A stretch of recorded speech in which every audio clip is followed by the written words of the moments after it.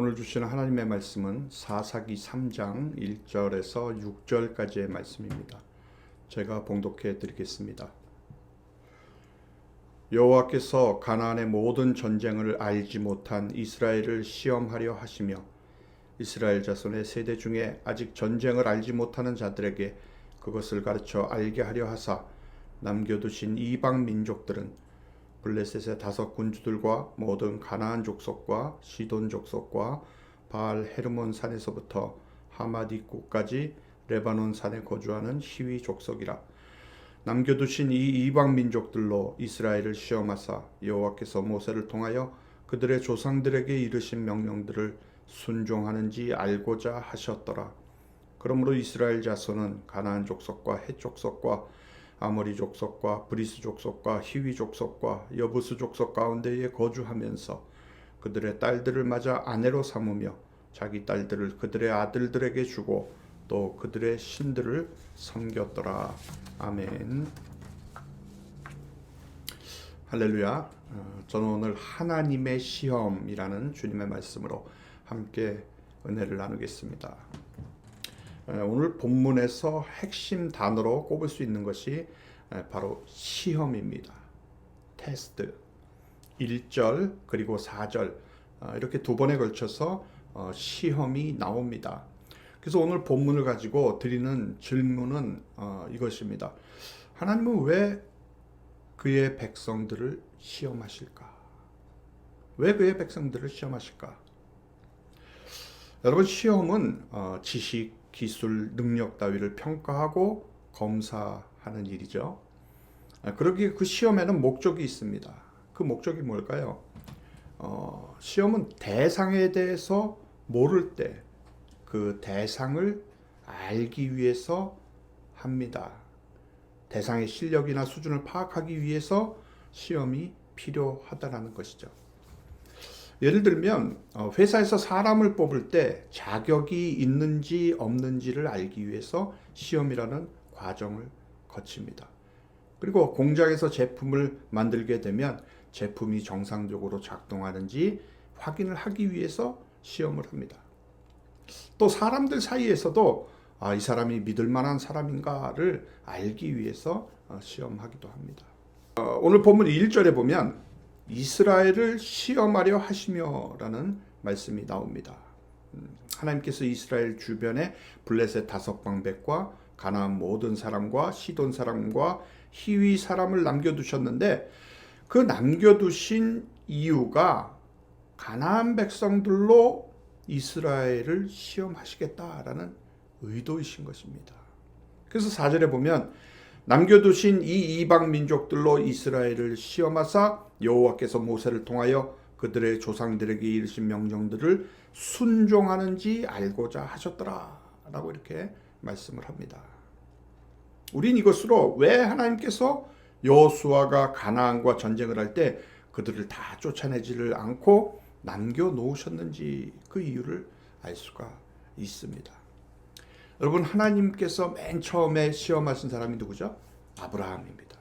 창세기 22장 1절에 보면 그 일 후에 하나님이 아브라함을 시험하시려고 그를 부르시되 아브라함아 하시니 그가 이르되 내가 여기 있나이다 라고 합니다. 하나님께서 아브라함을 시험하시기 위해서 부르신 것은 독자 이삭을 모리아 땅으로 데리고 가서 번제로 바치라는 것이었습니다. 근데 하나님이 그냥 이삭이라고 말씀하시지 않고 내 아들, 내 사랑하는 독자 이삭이라고 말씀을 하십니다. 그렇다면 이 시험에서 무엇이 확인이 되는 것입니까? 과연 하나님의 말씀보다 더 사랑하는 것이 있느냐 없느냐가 확인이 되는 것입니다. 하나님의 말씀보다 더 우선순위에 있는 것이 있느냐 없느냐의 확인 작업인 것입니다. 아브라함이 이삭을 데리고 모리아 산으로 갑니다. 그리고 이삭을 제물로 바치려고 할 때 여호와의 사자가 나타나서 이삭에게 손을 대지 말라라고 하죠. 네가 네 아들 네 독자까지도 내게 아끼지 아니하였으니 내가 이제야 네가 하나님을 경외하는 줄을 아노라 라고 합니다. 결국 아브라함이 여호와를 경외한다는 것은 하나님의 말씀대로 사랑하는 독자 이삭을 아끼지 않고 바침으로 확인이 되어지는 것입니다. 말씀보다 우선되는 것이 없다라는 것을 독자 이삭을 바침으로써 아브라함이 하나님 앞에 드러낸 것입니다. 자신의 믿음을. 또 신명기 8장 2절에 보면 네 하나님 여호와께서 이 40년 동안에 네게 광야 길을 걷게 하신 것을 기억하라. 이는 너를 낮추시며 너를 시험하사 네 마음이 어떠한지 그 명령을 지키는지 지키지 않는지 알려 하심이라 라고 말씀을 합니다. 이 말씀에서도 보면 역시 이스라엘 백성이 40년 동안에 광야의 길을 걷게 된 것이 우연이 아니라는 거죠. 우연이 아니라 하나님이 그렇게 하신 것인데 그 이유가 하나님을 향한 이스라엘의 마음이 어떤지를 확인하기 위해서 하신 시험이라고 밝히고 있습니다.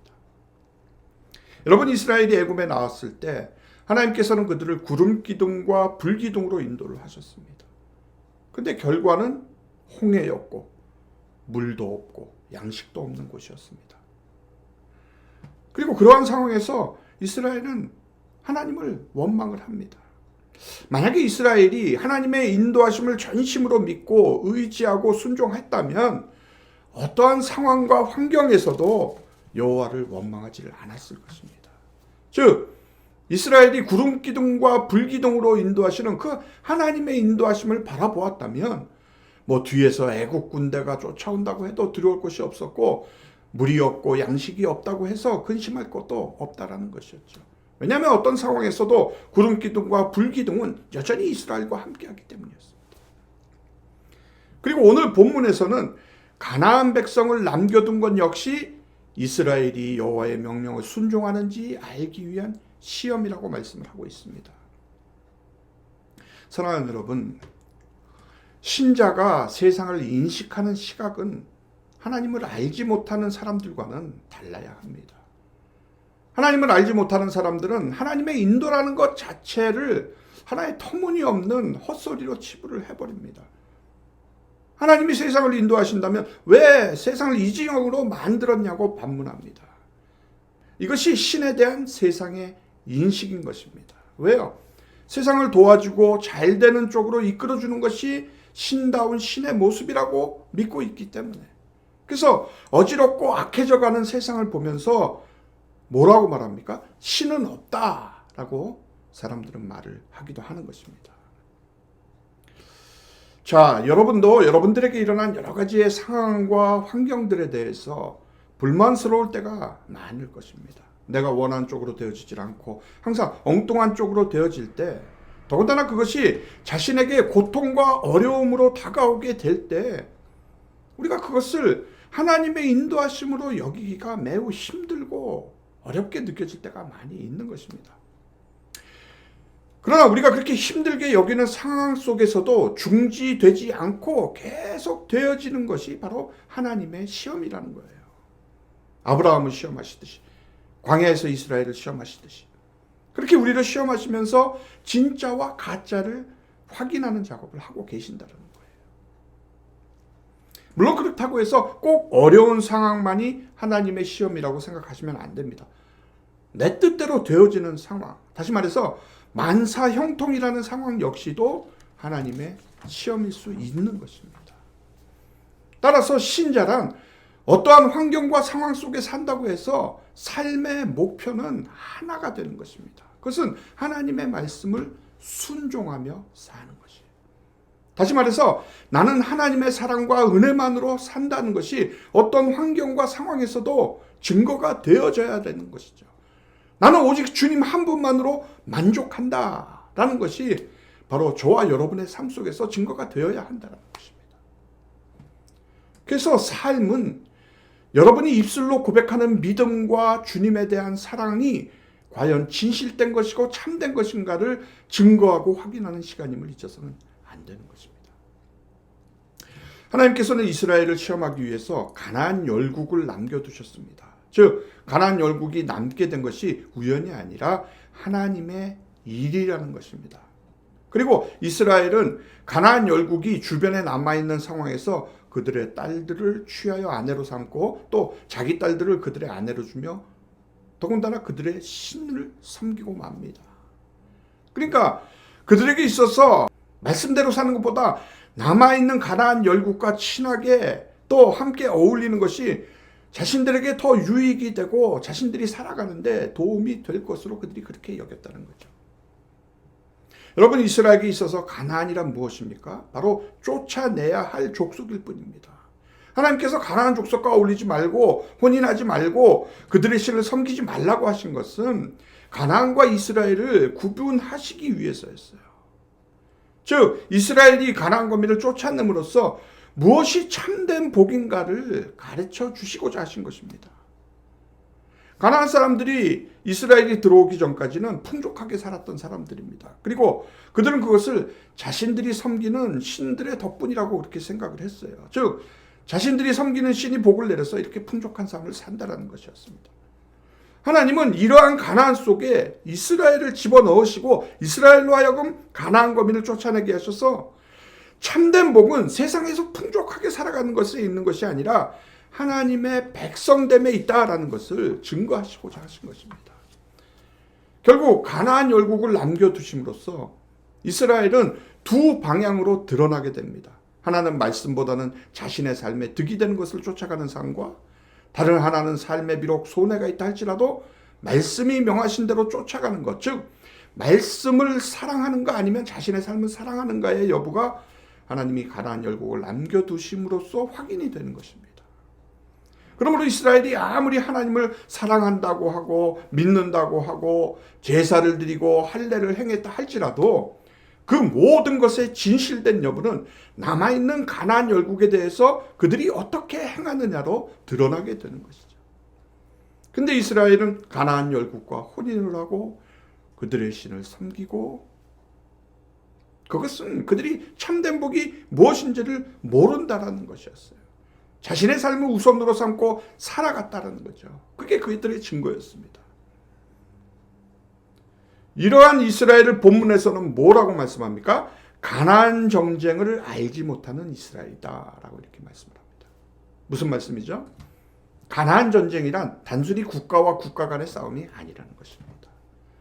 땅 빼앗기 싸움이 아니라 하나님을 아는 자와 하나님을 모르는 자의 싸움인 것입니다. 어린 양의 피를 아는 자와 어린 양의 피를 모르는 자의 싸움인 거예요. 우상의 힘으로 사는 사람들 안에 어린 양의 희생의 피로 살아가는 사람들이 투입된 것, 이것이 바로 가나안 전쟁의 진정한 의미인 것입니다. 근데 이스라엘이 가나안 전쟁을 모른다고 하는 것은 결국 무엇 때문에 자신들이 가나안에 있는지, 그리고 왜 가나안 열국이 존재를 하는지 그 이유에 대해서 전혀 알지를 못한다는 그런 것과 같은 것이었습니다. 즉 자신의 삶이 하나님이 가나안에서 살게 하신 그 시각을 바라보지를 못했다라는 거죠. 그러므로 가나안 전쟁을 알지 못한 이스라엘의 문제는 삶에 대한 시각의 무지였습니다. 즉 그들은 자신의 삶을 자신의 것으로 여겼던 거예요. 자신을 위한 삶으로 인식을 했을 뿐 하나님을 위한 삶으로 인식을 하지 못했다라는 것입니다. 그러므로 가나안 전쟁을 알지 못했다는 것은 가나안에 존재하는 그 이유 자체를 알지 못한다는 것과 같다는 거예요. 그렇다면 그들은 가나안 거민들과 똑같은 방식으로 똑같은 시각으로 살아갈 수밖에 없다는 거죠. 여러분, 전쟁이란 싸움입니다. 하나님을 모르는 가나안 거민들 속에서 하나님을 알고 살아가는 삶을 증거해야 하는 것이 이스라엘 백성들이었습니다. 세상이 모두 복으로 생각하는 것들을 결국 복이 아니라 그것이 오히려 저주라는 것을 드러내고 증거해야 할 사람들이 바로 이스라엘 백성들이었어요. 근데 그들이 가나안 거민들과 혼인을 합니다. 그리고 심지어 그들이 섬기는 신을 섬깁니다. 이것은 무엇을 말씀합니까? 그들의 삶의 방식이 가나안처럼 되었다라는 것이죠. 이스라엘의 존재 이유, 즉 가나안 전쟁을 잊어버렸다라는 것입니다. 가나안처럼 저주의 자리에 함께 혼합해버린 것입니다. 사랑하는 성도 여러분, 이스라엘 백성이 가나안 땅 전체를 차지하지 못한 것은 삶 전체의 주권을 하나님께만 드리지 못한 데서 나온 결과입니다. 오늘날에도 그런 일들이 일어난 것을 우리가 찾아보기 어렵지가 않습니다. 우리 신자들도 하나님을 대신하는 정말 다양한 그 대안신들을 제공하는 가나안과 같은 이 세상 속에서 살고 있기 때문에 그렇습니다. 가장 큰 위험은 우리가 무신론자가 되는 것이 아니라 우리가 하나님께 우상들과 공존해 달라고 요청을 하고 있는다는 거예요. 여러분, 이 유혹이 너무나도 미묘하기 때문에 우리는 계속 교인으로 있으니까 우리 스스로가 잘못된 것이 아무것도 없다라고 그렇게 생각을 할 수 있다라는 거예요. 그래서 이게 위험하다는 겁니다. 여러분, 우리를 둘러싸고 있는 적들이 얼마나 많습니까? 정말 그렇게 힘들게 그 삶의 현장에서 수고하는 사람들과 부딪히고 그러다 보면 내 마음이 전쟁터와 같은 때가 많이 있습니다. 이 땅에서 믿는 자로서 살아가는 것이 정말 쉽지 않다는 것을 우리가 경험하게 되지 않습니까? 그럴 때 우리가 여러 가지 고민들로 힘들 때 가장 먼저 해야 할 일은 정말 내가 하나님을 신뢰하고 있는가? 내가 하나님을 신뢰하고 있는가를 내 스스로가 살펴보는 것입니다. 나는 정말 지금 하나님을 신뢰하면서 이 세상을 살아가고 있는 것일까? 이것이 바로 우리의 시험인 거예요. 이 상황에서도 너는 나를 신뢰하니? 네 앞에 보이는 문제보다 나를 더 신뢰하니? 너는 정말 나를 끝까지 신뢰하겠니?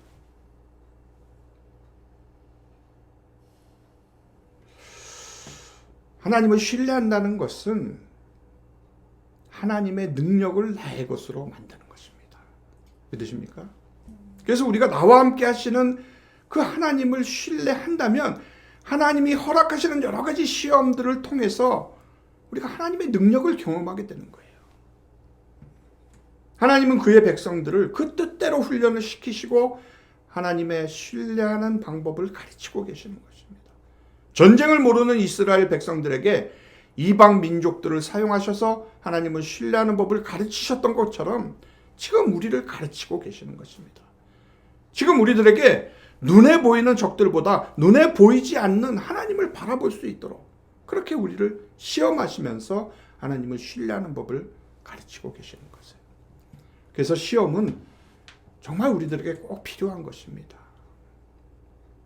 하나님은 선하신 계획을 갖고 자신의 뜻대로 하나님의 백성들에게 다양한 시험을 허락하십니다.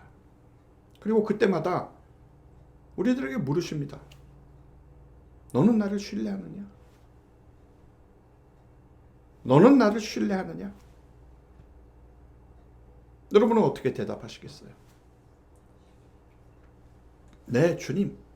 제가 주님을 신뢰합니다. 네, 주님.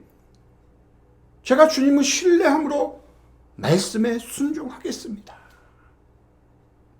주님께서 허락하신 시험에서 주님을 신뢰함으로 이겨나가겠습니다. 그래서 제가 주님의 기쁨이 되겠습니다. 이렇게 고백하시는 저와 여러분이 되시기를 주님의 이름으로 축복합니다.